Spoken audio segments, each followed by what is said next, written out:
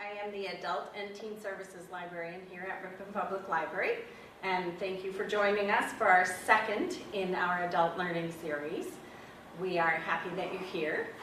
We do have calendars on the back table, so grab one of those. We will be having one more in this series in November, and we're going to be having two people that will talk to us about planning for your future.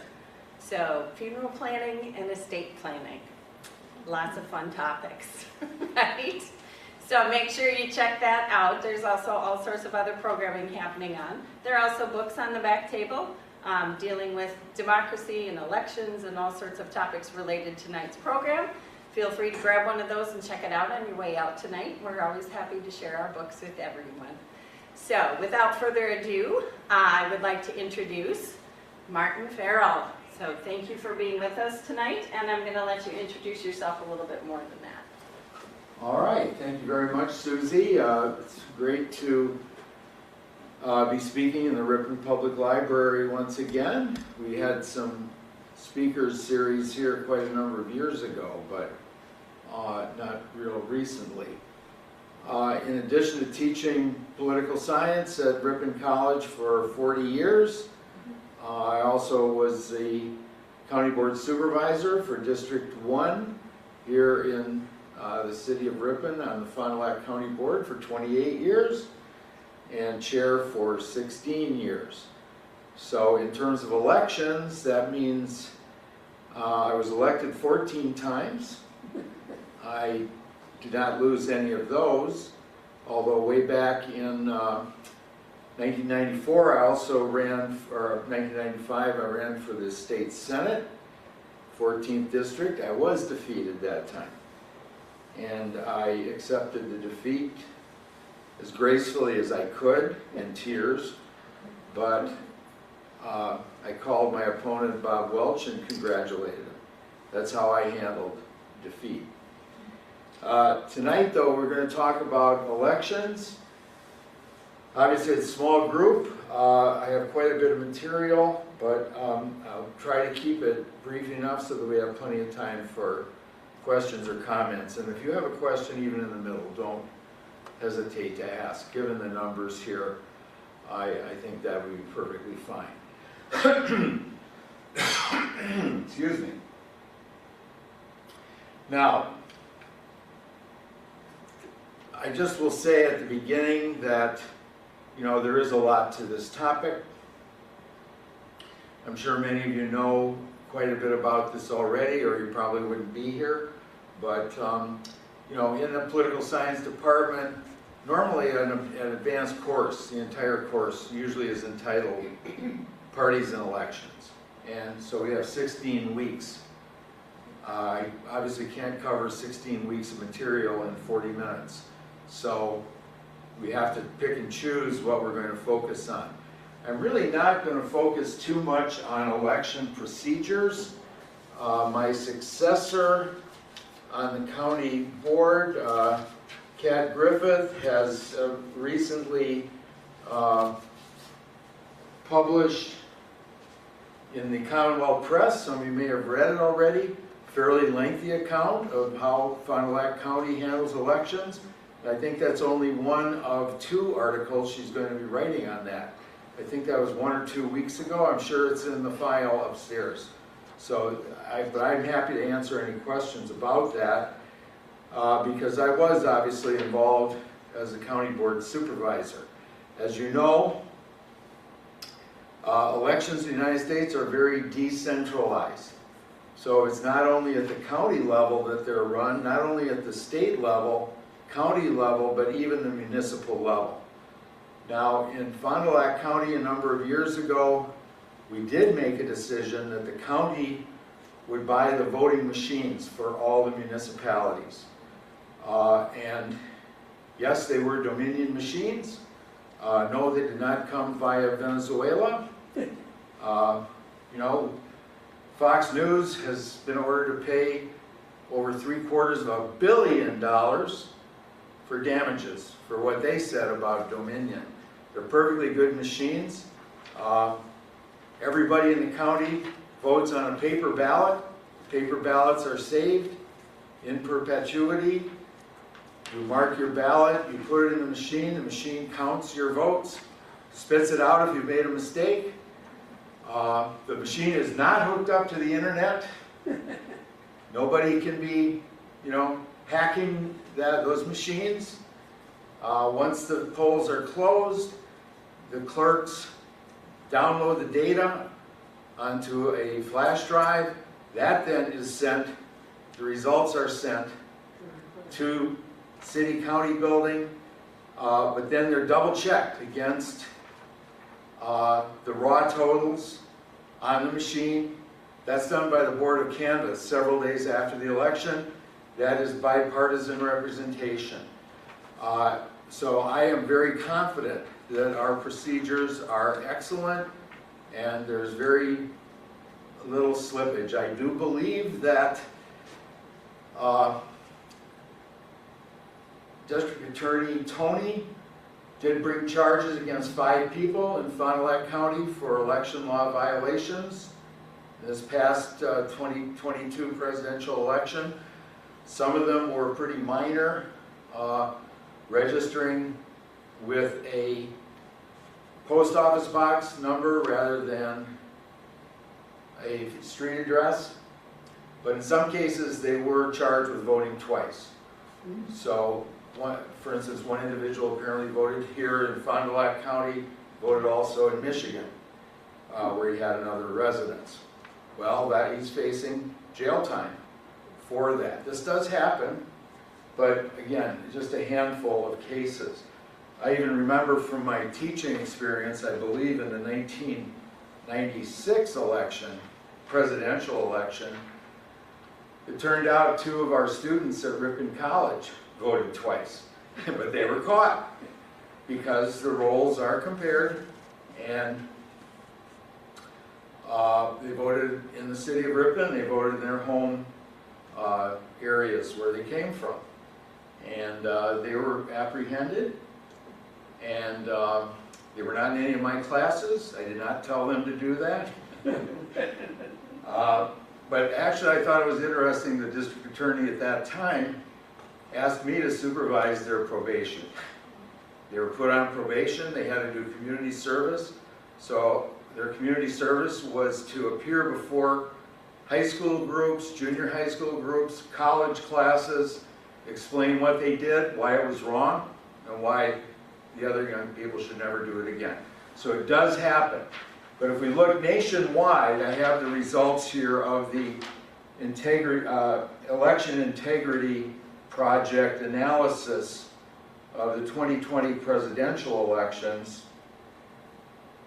And virtually every state in the union for electoral procedures, it's graded from 0 to 100. Every single state gets at least a 75 or a 76. Wisconsin is at 93, state of Washington is at 100. So that's why procedures are not really an issue in this country.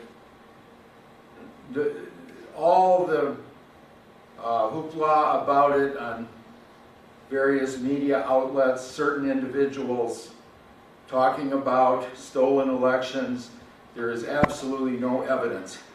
Out of all the 12 different aspects of elections that were examined by this group, which actually studies elections in over 100 different countries. They have 300 political scientists employed in this.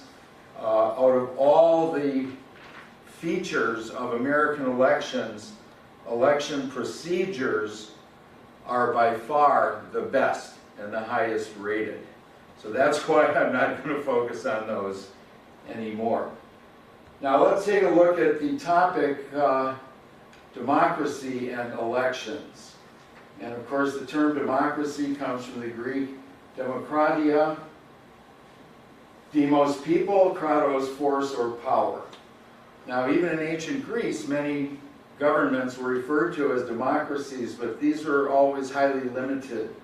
Very small city-states, limited to citizens. Citizenship itself was highly circumscribed, only males, freeborn, etc. So no more than 10 to 20% of the population. And that is not what we are talking about today. Now, Aristotle had an interesting way of analyzing types of regimes based on who has power. And he said power has to reside in the hands of the one, or the few, or the many. And then it has to be exercised either for the general good or for the good of the rulers themselves. So the true constitutions are those that aim for the common good. The perverted ones are trying to serve the good of the rulers or simply a part of the city. The tyrant, the wealthy, or in this case, the indigent. So this would be monarchy, this would be aristocracy. Constitutional government, which in its perverted form he referred to as democracy. Oligarchy is when the wealthy few are ruling for their own good. In tyranny, of course, there's one tyrant ruling for his own good. Now, modern liberal democracy, people have said the United States is not a democracy, it's a constitutional republic. Actually, in political science terminology, that's a distinction without a difference. The fact, yes, we are a republic. Our Constitution begins by saying, we the people do hereby ordain and establish this Constitution. That means the people are sovereign. The people have authorized the government. That is a republic. Now, who is not a republic? Well, who is sovereign in the United Kingdom? I'm asking you that. Who is sovereign in the United Kingdom? Charles III. Charles III, thank you. I knew we'd have at least one fan of the British monarchy here. Anglophile. Exactly. In a monarchy, constitutional monarchy, or Canada, the king is still sovereign. So that's the difference. A republic, the people are sovereign. In a constitutional monarchy, the monarch is sovereign. Again, if you watch any British television shows, they're always talking about the crown. Whereas if you watch Law and Order in this country, we talk about the people. The people versus barons, for example, if that's who's in the dock. All right? Versus the crown versus barons, if you were British. Okay, so the U.S. is definitely a republic, but it is also a modern liberal democracy. These are not inconsistent at all. It's not an ancient democracy in the sense of Aristotle, it's a modern liberal democracy. And here we have modern political scientists have defined modern liberal democracy, and I won't go through all of the points, but elections are very important. But it's not everything. But this is why elections are important, because it's the most direct way that the people have of exercising their sovereignty.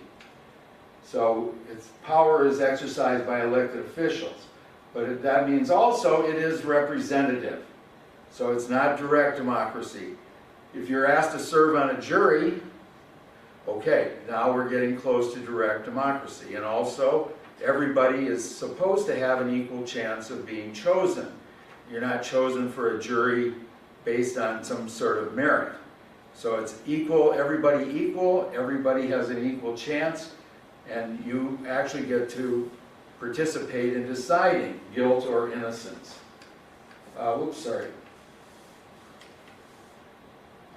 So the elections have to be fair, not coercive. You should have universal adult suffrage, at least of the citizens. Now, you also have a right to express yourself. You have a right to seek out alternative sources of information, not just government media. And you can form political parties or interest groups. And again, these are all the different ways of participating in democracy. not all our elections, but quite a few are. So elections are important. If we look around the world now, this is a measure from the Economist Intelligence Unit. Here, the lighter green, the more democratic, the more consistently and effectively they would be meeting the criteria for modern liberal democracy. And the components of that are down here, if you can read them, probably not. You have to have electoral process that is good, as I was talking about. You should have good functioning of government. This, as you'll see, the United States has slipped down. Right now, Norway is considered the best functioning democracy in the world today at 9.75 out of 10. The U.S. is at 7.85. Functioning government is one reason. Government shutdowns, defaults on debt, gridlock, these are things that mark you down. Political participation, that's higher in some countries than in the U.S., although that actually has increased. Political culture, do you have tolerance for differing viewpoints? Or do you have demagogues who are demonizing their opponents and spreading lies and falsehoods and impossible claims? That's part of political culture. And, of course, respect for civil liberties. Again, if you look, you see that North America and Western Europe generally are the highest, but certainly there are others. Again, the more darker red, the less, the more authoritarian. So there are mixtures, but as I said, Norway actually is ranked #1. But we have been seeing a decrease in index scores over the last 15 years or so. Latin America has seen the biggest decrease, but also all world regions have actually seen at least some decrease in their index scores. Now we'll get to the problems in American elections. These are serious problems, in my judgment. One is choosing the president through the Electoral College. Another one is having a powerful upper house, the U.S. Senate, with equal representation by state. Filibuster and other supermajority requirements in the Senate to get anything done. Supreme Court selected for life by potentially unrepresentative President and Senate. House of Representatives and state legislatures chosen in first past the post single member districts subject to gerrymandering, and finally difficulty in amending our Constitution to make changes to keep up with the changes that have occurred in society. So why is the Electoral College a problem? Because it's so very unrepresentative. So a vote in California is worth only 1/4 of a vote in Wyoming. Why? Because every state gets at least 3 votes, regardless of population. Wyoming has a population under 600,000 people. Now, California does have 55 votes, but still, if you do the proportion, you'll find that there's 4 times as many voters in California as in Wyoming for each Electoral College vote that it gets.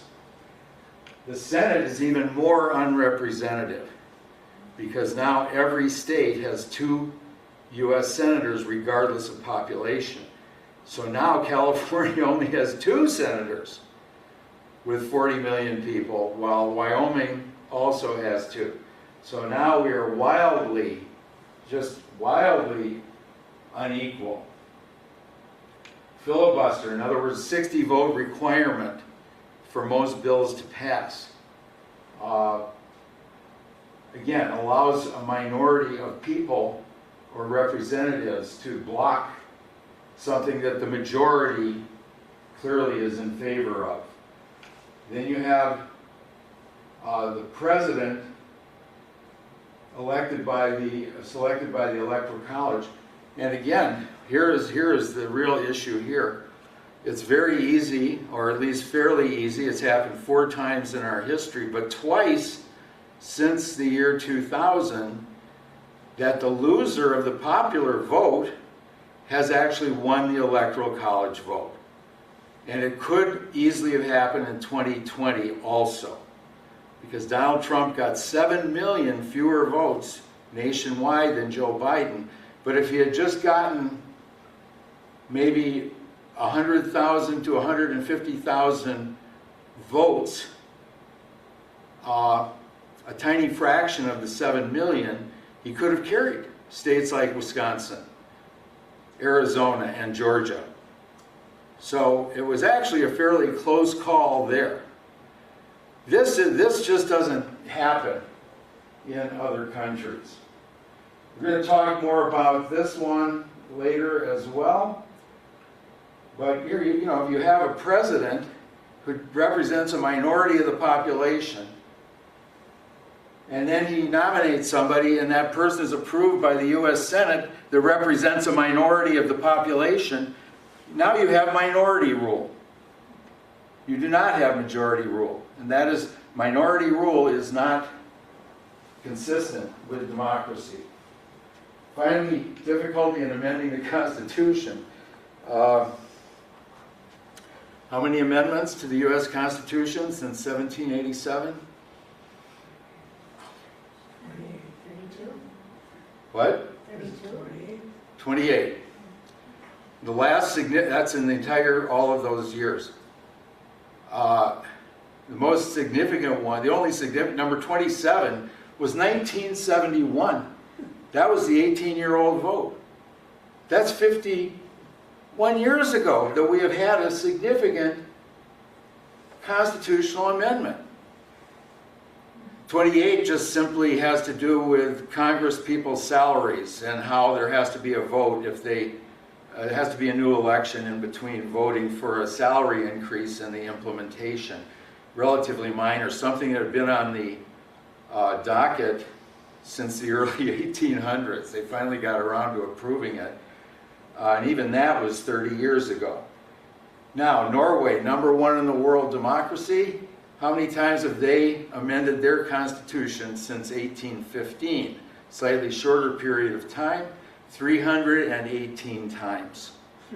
318 constitutional amendments. Why? Are they just fiddling with it for fun, make employment for political scientists? No, because they have felt that's what's necessary to keep up with the changes in society. 1815, Norway was overwhelmingly agricultural. The biggest city probably had 50,000 people, if that. You know, it was a completely different society. It was uniform religiously, ethnically. It was, you know, male-dominated. Women had no rights. Well, all those things were also true of the United States in 1787. But they have made changes, whereas we haven't, partly because it's so difficult. Okay, this is just, I'm going to be brief. Again, all of these, I'm happy to send anybody the PowerPoint if you're interested in studying these. But basically, this is saying nobody else chooses a president that actually has power through an electoral college. Several other countries have done that in the past. Finland did that for a number of years. France had experimented with it once or twice in the 50s and 60s. Some of the Latin American countries had it because they largely did copy the U.S. Constitution. But even those that have a head of state who is also head of government and is indirectly elected, like the United States, that's the Electoral College, Even these are done differently. Switzerland, and this is Botswana in South Africa, Suriname.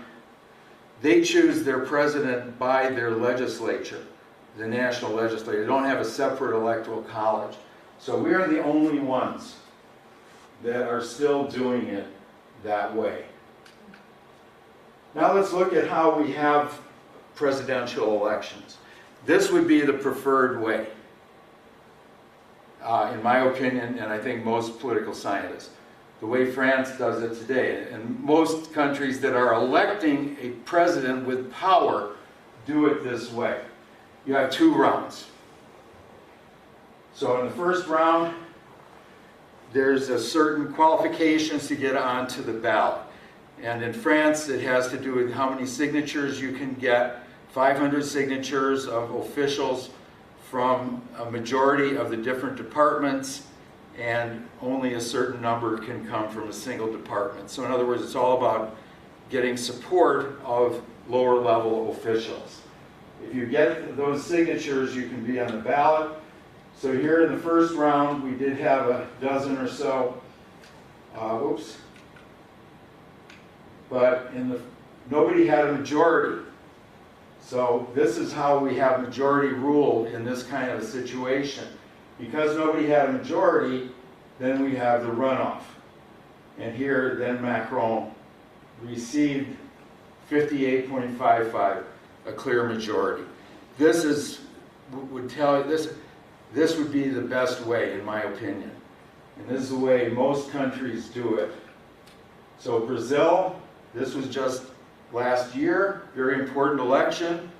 Bolsonaro, the incumbent in the first round, got 43.2%.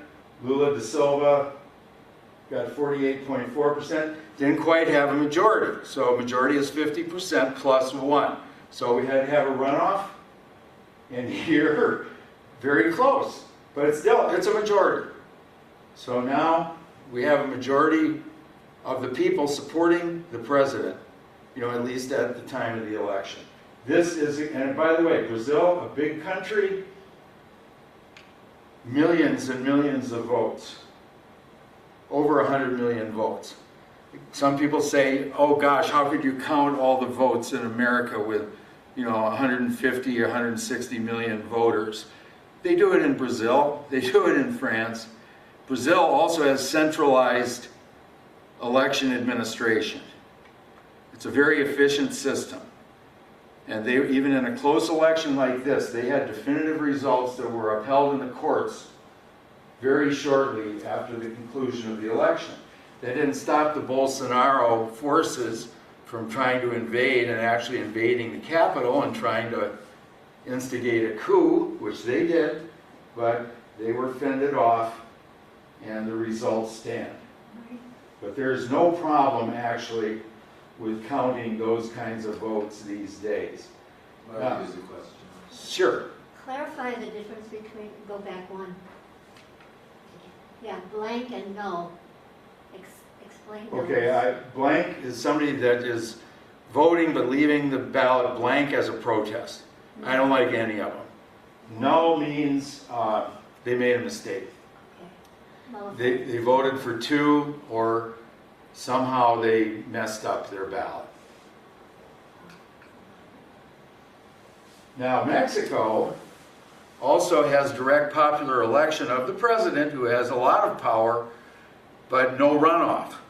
Okay, this is not as desirable, because as you can see, back in 2012, Enrique Peña Nieto of the PRI party won the presidency with only 39.17% of the vote.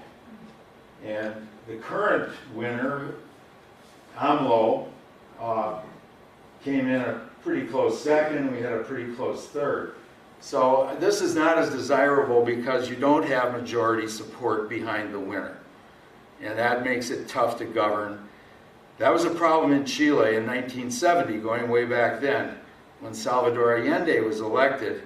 Again, had only 35.7% of the vote, and then tried to govern and take the country in a new direction, democratic socialism, and he did not have sufficient popular support, or at least was overthrown by the military with U.S. help, of course, at the time. But nevertheless, I'm saying this is not as desirable. So I think runoff is the proper way to do it. By the way, I will mention, though, that in the next election, which was 6 years because of a 6-year term here, AMLO won an outright majority, even in just that one ballot.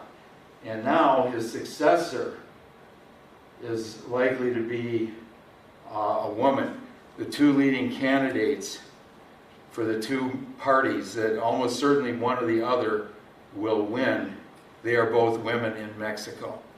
Now, I talk about change and talk about, adapting to the times.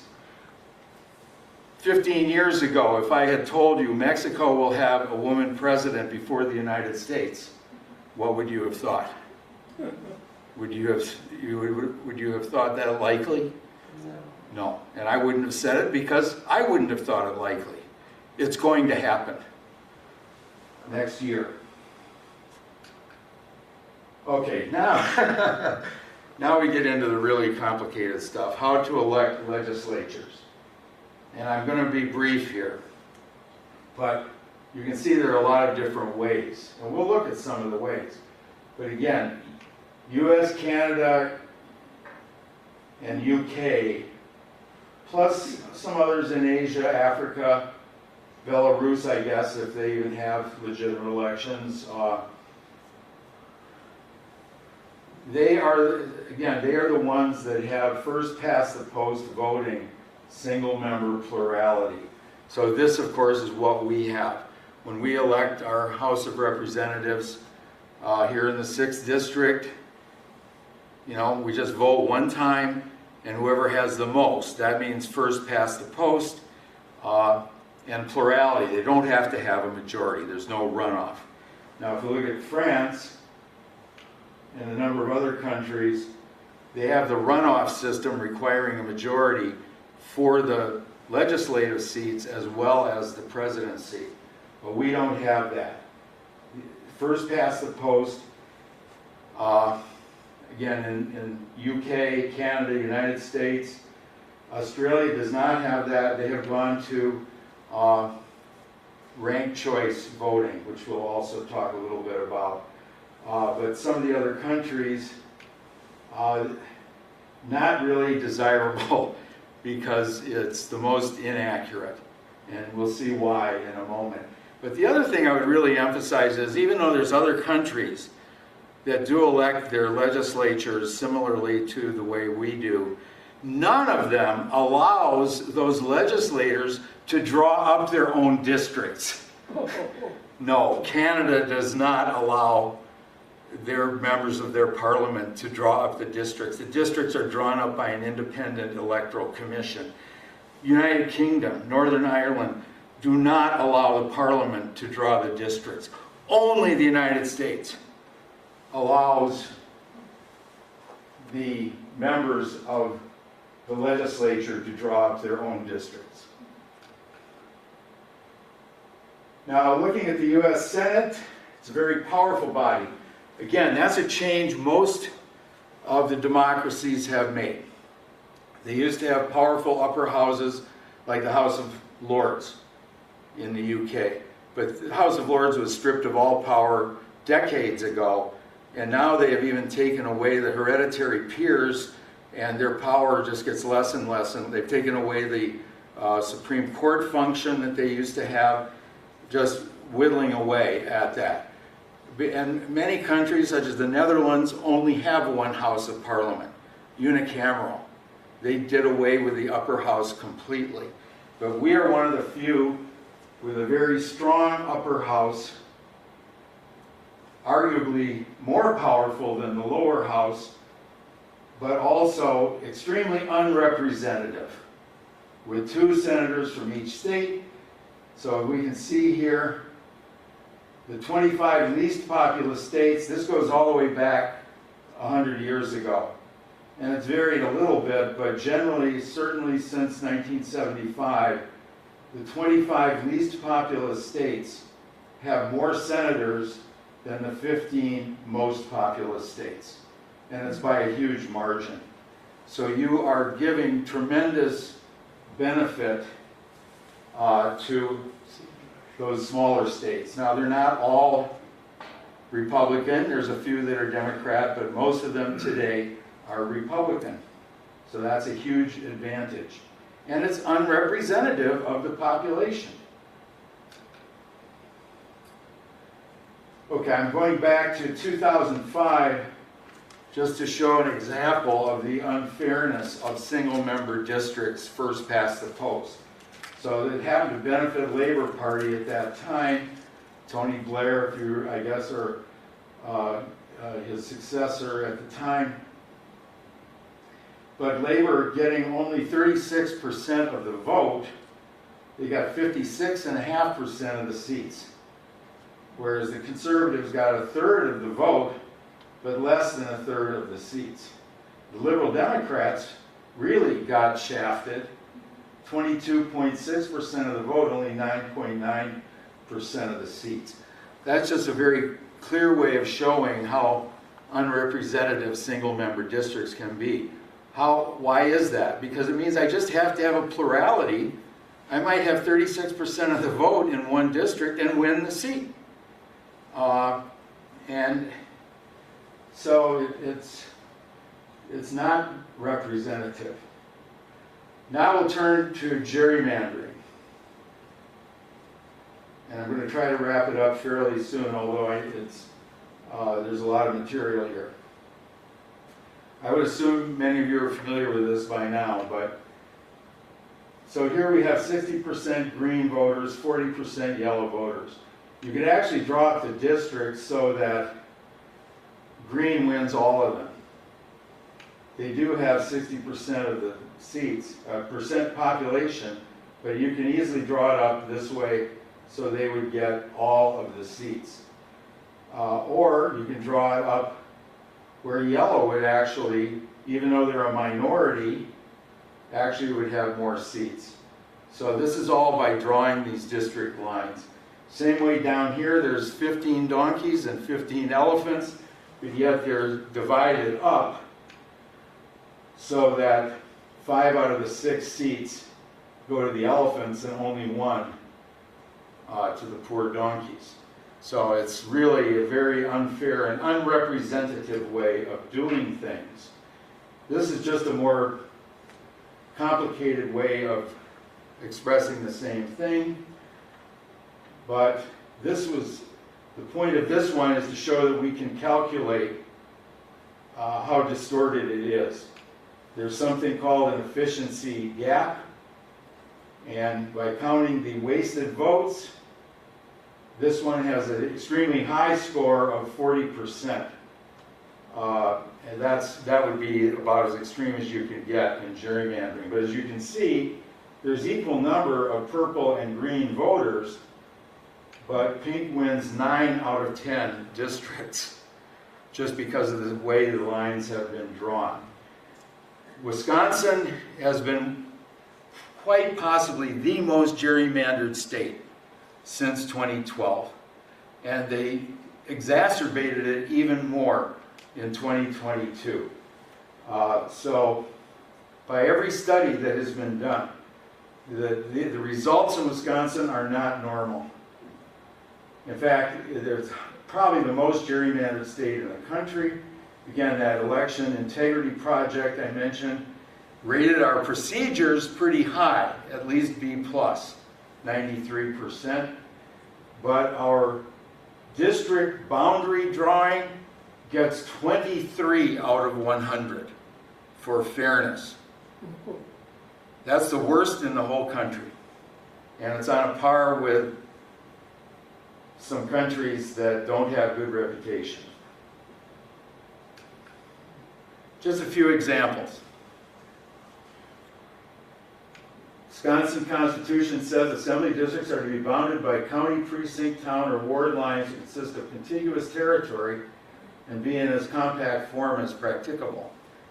Contiguous means all one piece. They all should be connected in one unit of some sort. And should be compact. Well, this is the way District 73 used to be up in north. This is in northeastern Wisconsin. This is Lake Superior, Duluth, Superior, and so forth. This is how it was, and it was in Democrat hands for over 50 years. Last time, 2022, this is how they changed it. And they got a different result. They got a Republican. This is what gave them their supermajority of 2/3. They now control, Republicans, even though they can rarely win a statewide election, they control 22 out of 33 state Senate seats. And I understand there is some self-packing going on, people wanting to live near people who are like them, but this goes way beyond that. That's why they're talking about impeaching and removing people. The new Supreme Court Justice, Protasiewicz, and also the head of the executive director of the Wisconsin Election Commission, because they can easily have a majority in the assembly to impeach, and then they have, if they got a party line vote, the 2/3 in the Senate to convict and remove. All thanks to this. Also, here's some other interesting districts. So on the left, this is 32. This is the Lake Geneva area. You know, again, you have these parts that are not connected. We have all these curlicues and all of this machinations going on. It's not exactly compact. This is the worst of all. This is the Madison area. This is downtown Madison. This is Fitchburg. I mean, are these contiguous? No. How could this ever even begin to pass muster? Well, it passes muster if you control 4 out of the 7 seats on the Wisconsin Supreme Court, who are willing to accept anything that you do, even if it seems to be in direct violation of the clear language of the Constitution. Okay, enough for Wisconsin for now, but in general, this is from The Economist recently. U.S. election methods produce highly unrepresentative results. So benefiting right-wing voters, this is a share of seats that are malapportioned by ideological bias. This is the average of both the upper and lower houses, and be based on 2022. The U.S. is actually the most beneficial to what they are terming right-wing voters of any country in the world. Some are, many are near the center, which in my opinion is where you should be. Few are to the left, but U.S. is way out there, an outlier in benefiting a certain ideological group. Now, what's a better way to elect? Okay, proportional representation. So these are multi-member districts, and therefore there's no gerrymandering, or it's very hard to do it.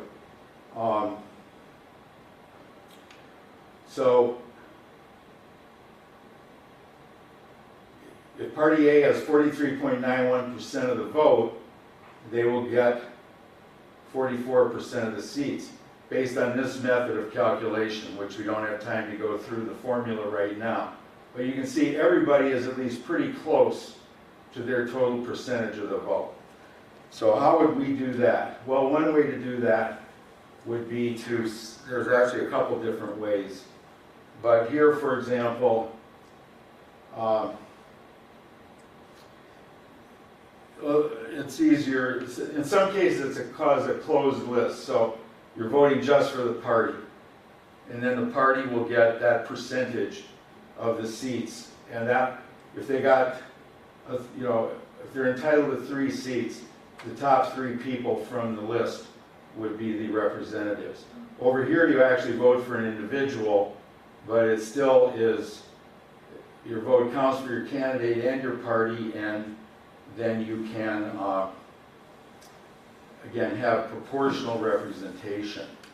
This is much more accurate. Now, it's also possible to combine districts and proportional voting. So in Germany, as you can see here, you have 2 votes. And so you have the first vote and the second vote. And here's, this one is for the party, CDU, SPD, Green Party. You vote for the party, but you're also allowed to vote for an individual. And the individual could not, could be in the party that you vote for or not. It doesn't matter. You have the free choice.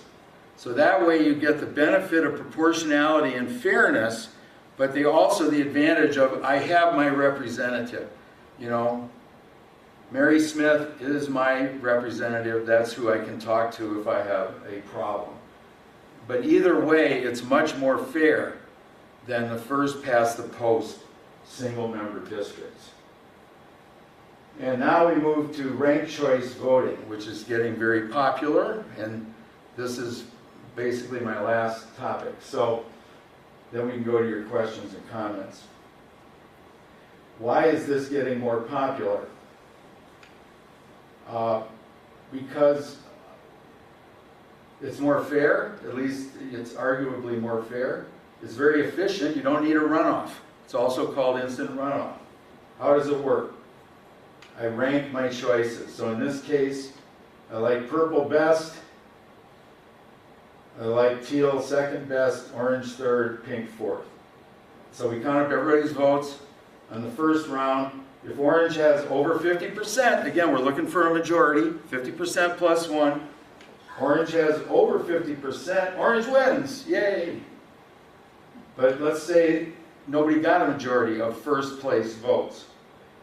So now we have who got, orange still has the most first place votes, but teal is a pretty close second, purple and pink. So then what we do is we throw out pink's first choice ballots and we go to their second choice. And then we assign pink's second choice voters to whomever was their second choice, whether it be teal, orange, or purple. And then we do we have a majority? No, we still don't have a majority. See, we've added a few here, we've added a few here, and now we've gotten rid of pink, so now we're down to purple. We do the same with purple.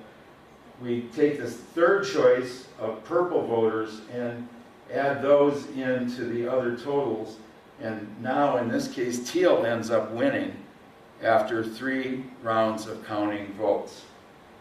Now this is more fair, and it's also, again, it's efficient. It also is argued that it moderates choices.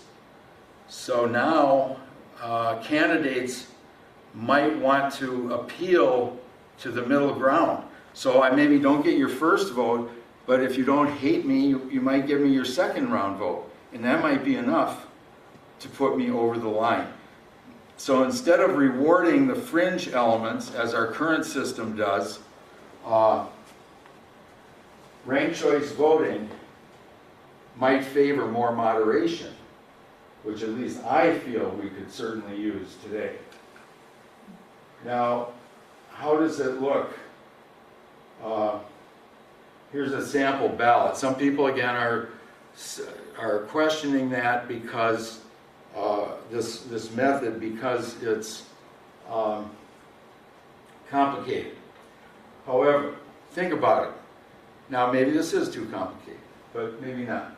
Do you see how it would work? So here's the candidates for the city council.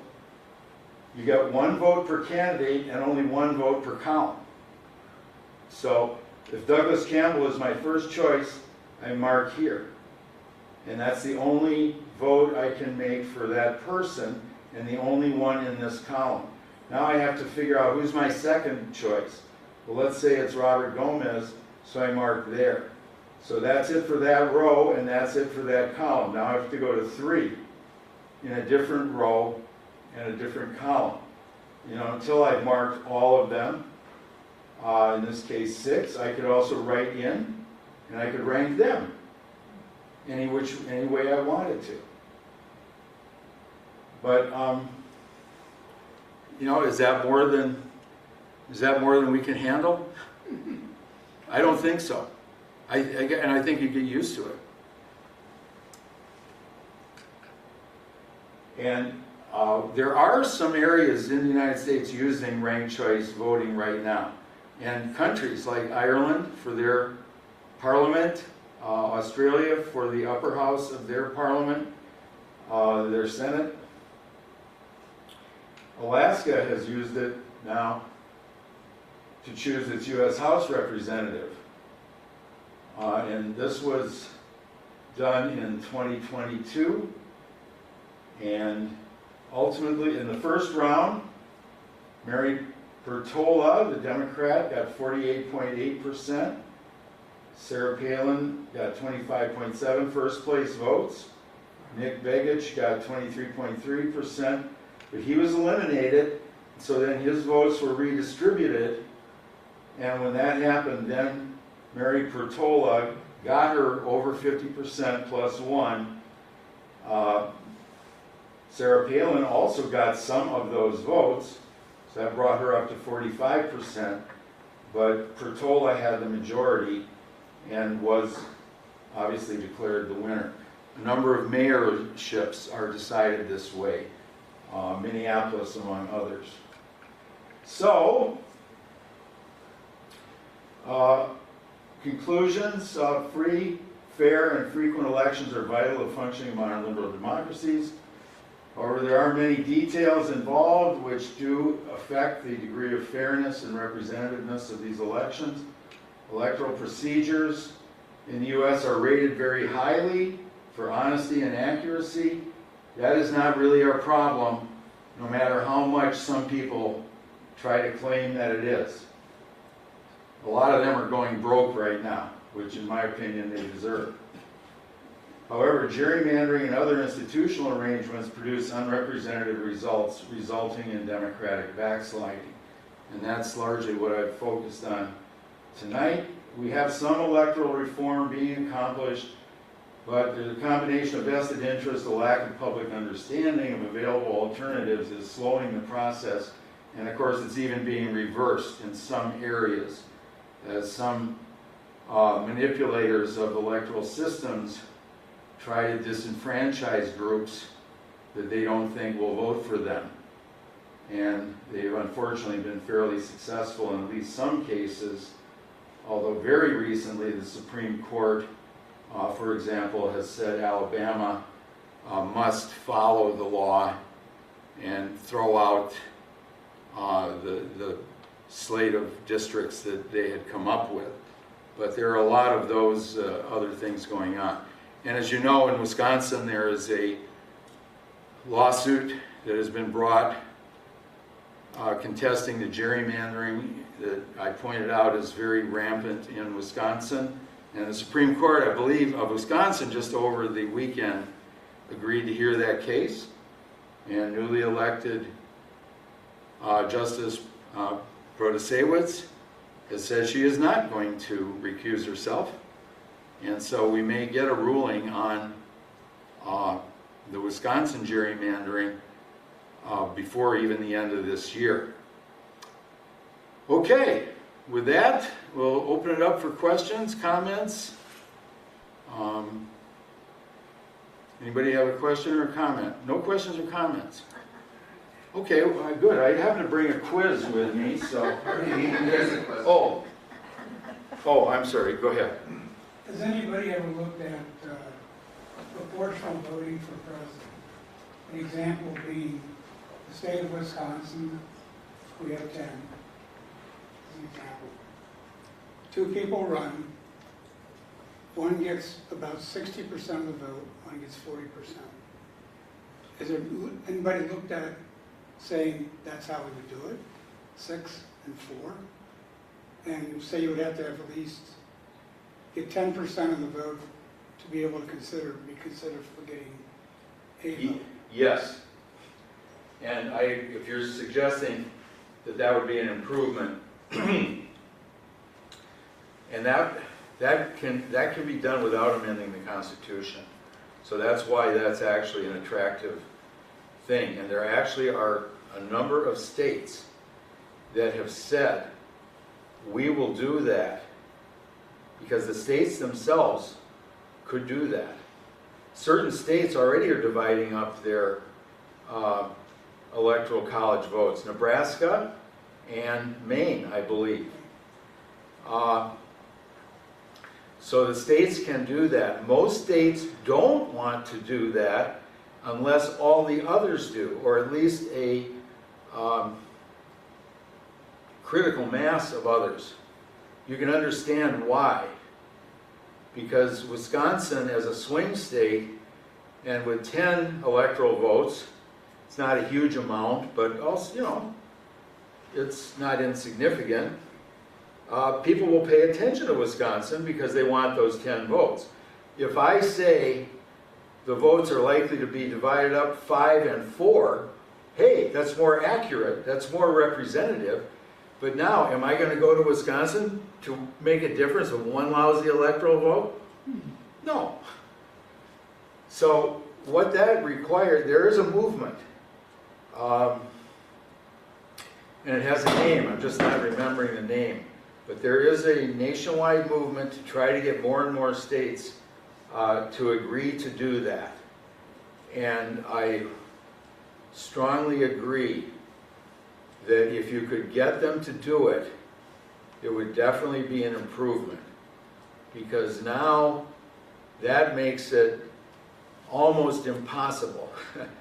Maybe not completely impossible, you know, if you really did the math down to the last decimal point, but make it way less likely to have a popular vote outcome that's different from the electoral vote outcome. So I'm glad you brought that up. Yeah. Just to follow up on that question, are the people behind this process, I mean, do they have a name? Yeah, I just can't think of it right now. Does it, in your thought process, does it represent a political party?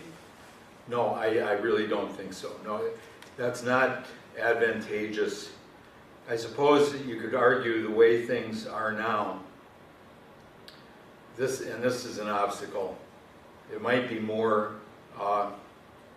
advantageous to the Democratic Party because the parties, the states mainly that are overweighted, like Wyoming, and you know some of the, now again, there's small Democrat states too, like Rhode Island and Vermont, Delaware. But there's more, like, again, things change. The Dakotas used to be heavily Democratic, and now they're about as conservative Republican as you can imagine. But those are small population states. Overall, it probably would favor the Democrats, and that's probably an obstacle. Yeah. Yeah. Yeah. I just had a question, you know, when you talk about the different parties, do you think that this rank elections or this representation elections would allow for more independent candidates? Would that make a difference? Do you mean for president or in the Just as an legislative? overall, you know, like you were talking about his question there about if you do that, it swings heavily towards the Democrats, which is why people don't want to do the, whatever that process was. But it's not, you know, it's not the Democratic Party that's working for that. These are really good government groups that really want to have more fair elections. But first of all, let me address the presidential level. If you use a system such as France or Brazil, the two-stage runoff with a majority required, and you can even fiddle with that a little bit. I know Argentina is going to be having a very important presidential election, I think just next week. I believe it's the 15th. And in that case, on the first round, you actually can win with just 40% if you have more than a 10% point lead over anybody else. So that would be another possible, wrinkle you could put in there. Now, excuse me, we've only had presidents elected from, basically two parties. Some of them have kind of changed names and stuff from the 19th century, Whigs and so forth, but we actually have a lot more people on the ballot. If you look at your ballot carefully, there's probably a Communist Party candidate, there's probably a Libertarian, oh definitely, there's a Green candidate. Sometimes they actually make a difference. Now, would you have more if you had a nationwide, they have to qualify by state right now. So they'll be on some state ballots and maybe not on others.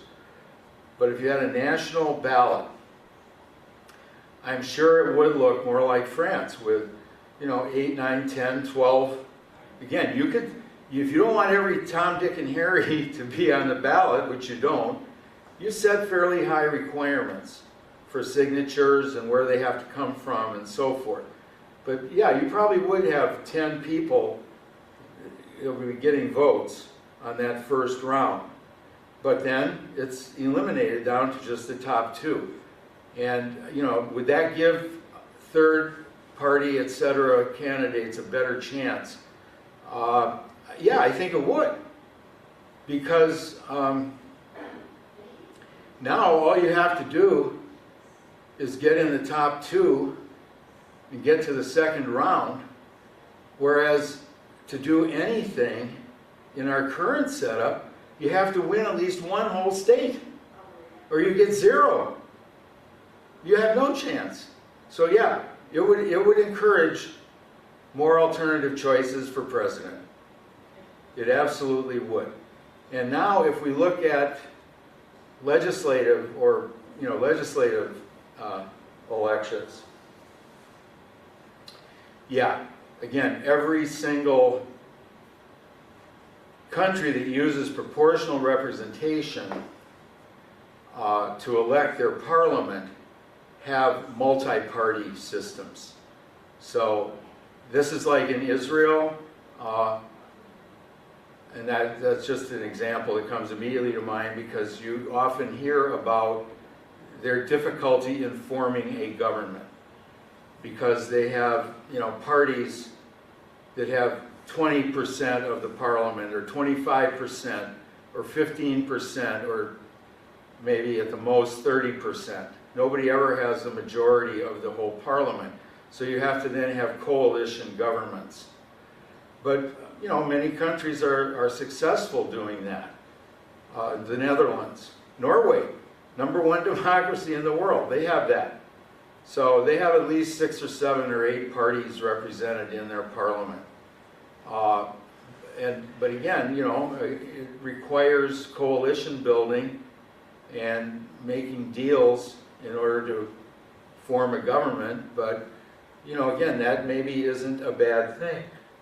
That requires bipartisanship at least, or multi-partisanship. Generally the extremes are kept out. Now in Europe, some of the extreme parties, are gaining strength. We know that. And in Italy, the prime minister is from an extreme right-wing party. But at least so far, the fact that her party is a minority within the parliament has moderated her behavior, it seems. So, yes. Again, let me give you an example, another example how that would work. So Wisconsin has 8 seats in the House of Representatives. If we did it proportionally, we just, say, it could be a party list or it could be the German model. There's different ways of doing it. But essentially, if party A got 40% of the vote, they'd get roughly 40% of the seats. If they got 50% of the vote, they should get half the seats. it would be proportional. Right now, what do we have in the state of Wisconsin? We have the Democrat Party wins most of the statewide elections. Yes, I know Ron Johnson was reelected, and I think the treasurer went to Republicans this year, but they lost the governorship twice in a row.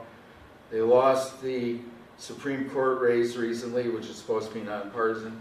Attorney General 2 times in a row.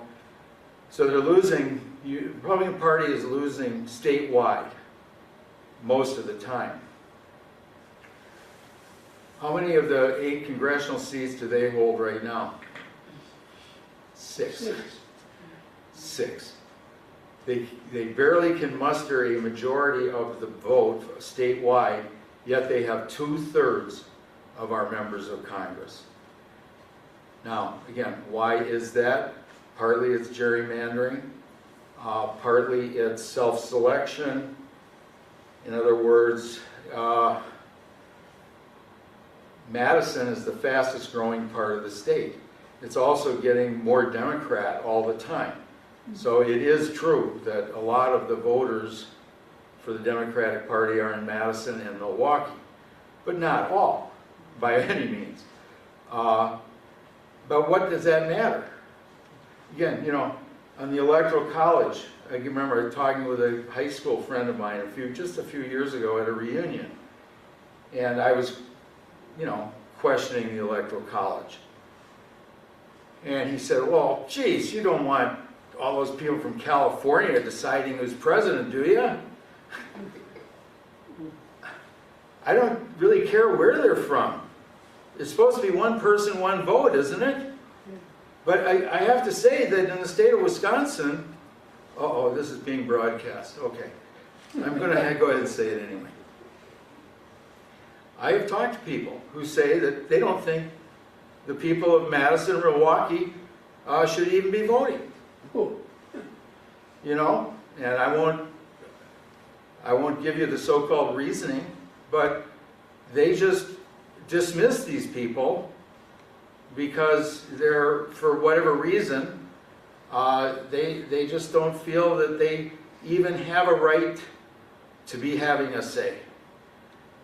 And, okay, now we start to get into, some mindsets that I don't want to really discuss. But that's why I think we have to go back to basic principles. And one of those is one person, one vote. And yes, you must be an eligible voter. You must be a U.S. citizen. You must be 18 years of age. You must, not be a convicted felon until you've completed all of your penalties. And okay, and there's some other restrictions. But other than that, it should be one person, one vote. And the votes should count equally, and they don't right now. Not even close. I'm sorry, the other thing I'm going to throw in here. We go back to the U.S. Constitution and all these things that were put in at that time, 1787. So, an electoral college to elect the president. The U.S. Senate originally wasn't even directly elected, was it? It was, until 1913, it was elected by the state legislators. So that's insulated. The Supreme Court is not elected at all. These are the only one is the House of Representatives that was actually directly elected by the people. Now, why did they have all of that? One of the main reasons they had all of it was to prevent demagogues from coming to power in the United States. So if you read Alexander Hamilton in the Federalist Papers, he says most democracies that have been destroyed by demagogues. These are people who start out flattering the people, lying to them. They're sharp campaigners. They convince them to get their votes. They start out as demagogues and they end up as tyrants. They were deathly afraid of that as the biggest threat to democracy that they could actually envision at that time. So a lot of these things these institutions were set up to insulate the representatives from that kind of rabble-rousing. But if we look today, and this is not my unique insight, these things are having arguably the opposite effect. They're encouraging demagogues. Because our institutions are not responsive to the people. They're not effective in getting anything done. They're mainly interested in just keeping their jobs. They don't care about shutting down the government. They don't care about defaulting on the debt. They don't care about anything except their own personal and political agendas. And that is what alienates people. They get frustrated, and then somebody comes along that promises them to solve everything with no pain. It's not that hard to look to such a savior to cut through the morass of the institutions that are non-representative, haven't been updated for modern society, and are not functioning well.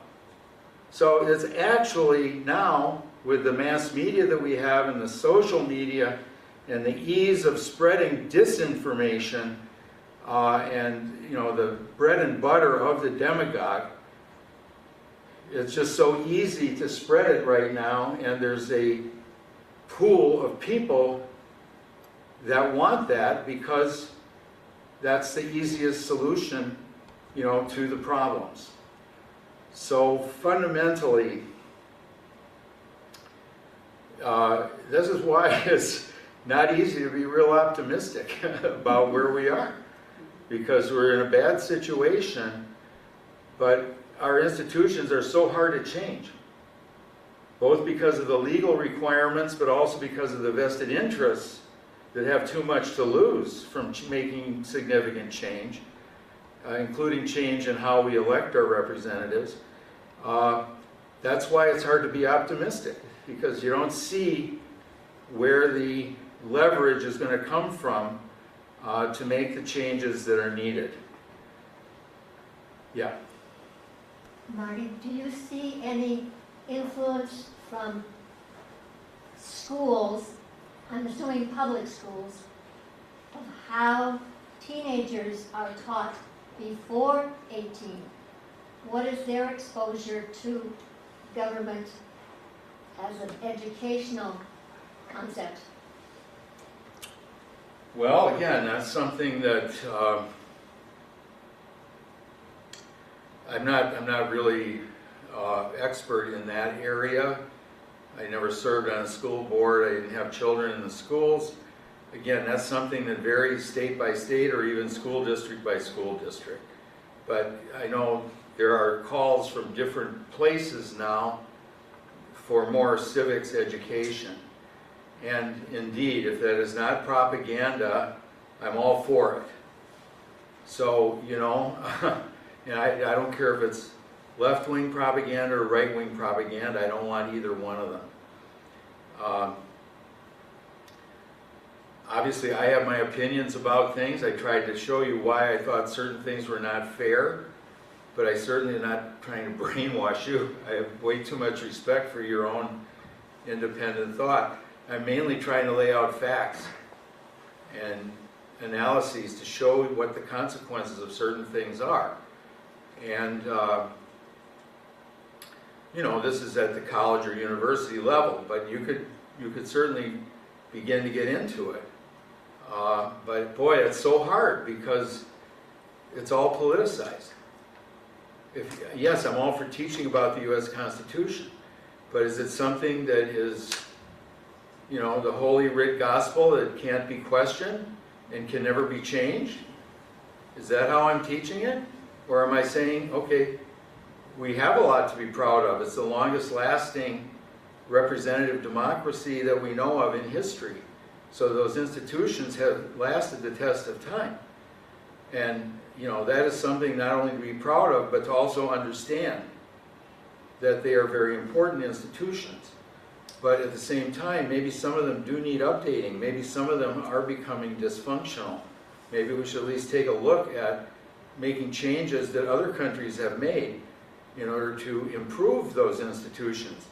And that's not trashing anything or anything. It's just trying to be objective and have a proper respect for what has indeed worked, but with an eye toward understanding that some changes may be necessary in a completely different kind of society and different era that we live in today. So you'd have to almost have teachers or school boards that are willing to look at other systems with an open mind. Yeah, I agree. And that's, Norway shouldn't be too hard to sell, right? That's not too frightening, is it? We know a lot of Norwegians. They also have among large, decent-sized countries, I believe, other than some oil sheikdoms, the highest per capita income right now. It's like over $100,000 a year, well over. Might even be 150. But anyway, yeah. Well, again, that's I have never tried to design curricula for those levels. But I know that I do obviously consider myself an educator. And over the years, we got good results by taking, a measured approach, but indeed studying what's done other places and with what results and what could we possibly at least consider to improve the representativeness and the functioning of our institutions. Most students that I've had, with very few exceptions, were at least willing to consider it. And ultimately they made up their own minds one way or the other. But, just understanding that there are options, that's a very important, first step.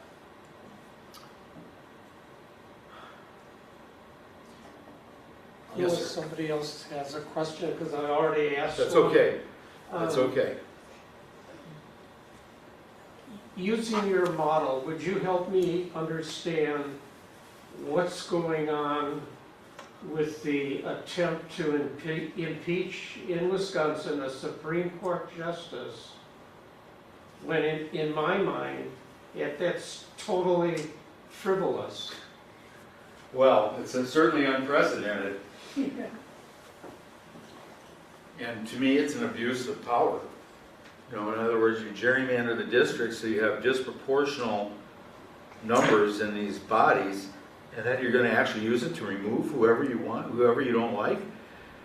But it's actually even worse than that. It's more diabolical, believe it or not, because probably what they are actually might do is impeach in the assembly. That means bring charges against, but then not even have the trial in the Senate. Because what that means is if she's under impeachment, she can't participate. But if she's convicted and even removed, then the governor can appoint a replacement.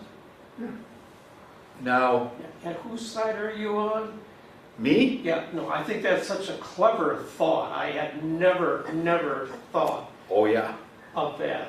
Oh, don't think they aren't thinking about it. Okay, Some of these folks, this does not represent. if you think some of those folks in Madison are sitting down there, really cogitating about how can we improve our roads, how can we improve our agricultural exports, how can we improve, no. They're thinking about how they can get more power or hold on to the power that they have. And now that, if that were to be the case, again, it's even more, a little bit more complicated. If she's removed or she could then resign rather than hang in limbo. Now the governor probably couldn't reappoint her, but he could reappoint somebody else. However, that term would only last a few months. If it's before December 1st, I just read this today, if it's before December 1st that he appoints a replacement, then there has to be a new election in the April elections of 2024. However, if he appoints somebody after December 1st, it's for the full 10-year term. So, I know I'm old, all right? But we used to read Mad Magazine in my day. And there was something in there called Spy versus Spy. Yeah. Remember that one? So this spy thinks up something diabolical, this one has to top it. So the governor, the Democrats, they can top it by, let's say, having her resign after December 1st, if they're really making her unable to function, which conceivably they can do with these numbers. If they can have her resign after December 1st, then he can make an appointment that's for the full 10 years based on what I read today. Now, the other impeachment of Megan Wolf of the WEC, Wisconsin Election Commission, you know, again, this one is also, again, I know not everybody, you know, loves the Milwaukee Journal-Sentinel, but on Monday morning they had a huge long article, all 15 items of indictment of Megan Wolf. 15 out of 15 were false, based on objective analysis by the reporters. You know, they're accusing her of doing things that she was told to do by the commissioners. She didn't make it like sending mail ballots into nursing homes rather than real people in the middle of a pandemic. Okay, that was a decision. Did that make a difference in the election? Almost impossible that it made a difference. But still, people who want to say something was wrong, you know, that's not part of the standard procedure. Standard procedure is supposed to have real people in there witnessing the signatures and so forth. But the commission, which is, they set up themselves in 2015, told her to do that. But now they're going to say that she violated state law in doing that, when she didn't even do it. So that's just one example. Now, that one, but again, I'm sorry, I try not to be partisan, but that one to me is completely cynical. They know there's nothing wrong with her. She didn't do anything wrong. They have to have a scapegoat for this group of base out here that is convinced that the election was stolen, you know, despite the fact that all these 6 Republican members were elected to the House of Representatives on exactly the same ballot, counted in exactly the same way by the same process and people, yet all 6 of them are elected just fine, but only the one at the top got cheated somehow? How could you even do that? But they have to have a scapegoat. And some of you may know Marge Bosselman from Green Lake. I don't know her personally, but they've crucified her. I don't think you could find a more loyal Republican than she for decades. And she largely ran Green Lake County for decades as the administrator, and they've formally expelled her from the Green Lake Republican Party because she's on the Wisconsin Elections Commission and you know, hasn't done the proper mea culpas. And they've been very nasty to her in every way, including personal threats. Yeah, this is what we're dealing with. So both of those, in my opinion, are at a minimum a gross abuse of power. They manipulated the system to get these margins, and now they're trying to use them for partisan advantage. And again, another interpretation is that they see it slipping away because, you know, the case is pretty good. I showed you, when it says right in there in the Wisconsin Constitution that the districts must be contiguous, and you see that over half of them are not. 55 assembly districts have bits and pieces outside the contiguous district, 55 out of 99. And the Senate, there is also on that order of magnitude, percentage-wise. So the violations of the Constitution in the current maps seem very obvious. And so they could easily lose this case. Now, again, here's something I want to point out quickly if I can. In the midst of all this, they came up with a proposal which they've already passed, at least in the Assembly. I'm not sure about the Senate. But this is for what they're calling an Iowa-style neutral, nonpartisan commission to draw the districts. But if you, and most people will agree that Iowa has a good system. And if you look at their districts, they don't look like Wisconsin's districts. They're actually compact, contiguous, makes sense. But if you actually read the legislation, the Legislative Reference Bureau and this independent commission would draw up maps and then submit them to the legislature. But if the legislature voted them down, didn't approve them, in other words, then they have to go back and bring a second set and bring that back. And if that is not approved, then the legislature gets to draw up their own maps. So if you saw a letter to the editor a couple of weeks ago in the Commonwealth from John Plumer, our member of the Assembly now, can you believe that? Talk about the gerrymandering. Ripon, we're not even in with the Green Lake anymore. Now we're connected by some Thurpentine district to Lodi. And John Plumer's from Lodi.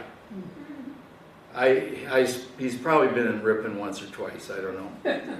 But he published an article or a letter to the editor, saying, see what we're trying to do? We're bending over backward. We're going to make it nonpartisan like Iowa. He didn't mention that all they have to do is vote it down twice, and then by that law they're entitled to draw their own just like they do now. So that's not fooling anybody that's actually looking into it. But that's yet another attempt on the same subject. Okay, I think we've had it for tonight. I thank you all very much. I thank you. We will all have new eyes and new ears as we proceed. Well, that's fine, and I just happy to help out the library. I also served on the public library board here for, I believe, 7 years, representing the county, because the county does contribute to the budget of the library here for these folks that live outside the city and use the library. We, the county, compensate them for that. So we get a seat on the board. Which we appreciate. Yeah. Well, Al Beagle brought the compensation to 100%, and I strongly supported that. Okay? All right. Thank you very much. All right, that was fascinating. I think we all learned a lot. I know I did. So just a reminder again, the calendars are in the back. There's books for checkout, and if you're interested, our one in November will be November 20th. We had to move it back to accommodate the speakers, but it's going to be estate planning and planning for your funeral. So don't forget to come back and join us again in November. Thank you.